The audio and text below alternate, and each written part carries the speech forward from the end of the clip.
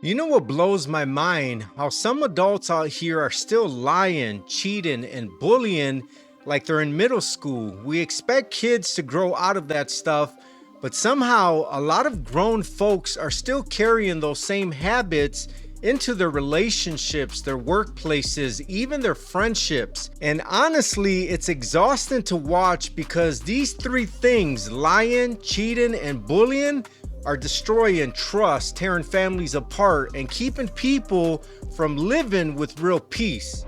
Truth is, nobody is perfect, but there's a difference between making mistakes and living in a pattern of toxic behavior. If you're constantly lying, you're building walls instead of bridges. If you're cheating, whether that's in a relationship, in business, or even cutting corners in life, you're robbing yourself of integrity. And bullying, that's just insecurity dressed up as strength. It might make you feel big in the moment, but it only exposes the weakness you're trying to hide. I've seen it play out over and over. People think they can get away with little lies because no one will ever find out.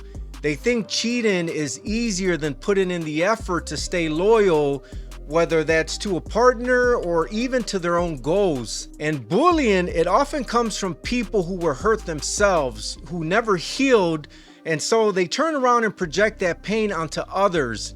The problem is, what you think you're covering up eventually comes out, and usually in ways you can't control. Lies unravel, cheating gets exposed, bullying backfires. And here's the part that really gets me. The people who do these things often wonder why their relationships fall apart, why trust is gone, why no one wants to be around them. It's simple. When you choose lying, cheating, and bullying, you're pushing away the very people who would have stood by you if you just showed up with honesty, loyalty, and respect.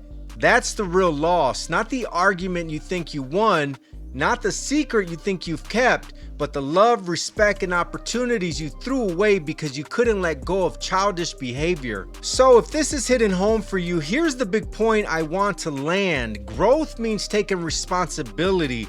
It means looking at yourself in the mirror and saying, I'm better than this. Stop lying, tell the truth, even when it's hard. Stop cheating on your partner, on your work, on yourself. Do the right thing when no one's watching, and stop bullying. Choose to lift people up instead of tearing them down, because that's what real strength looks like. That's what real adulthood should look like.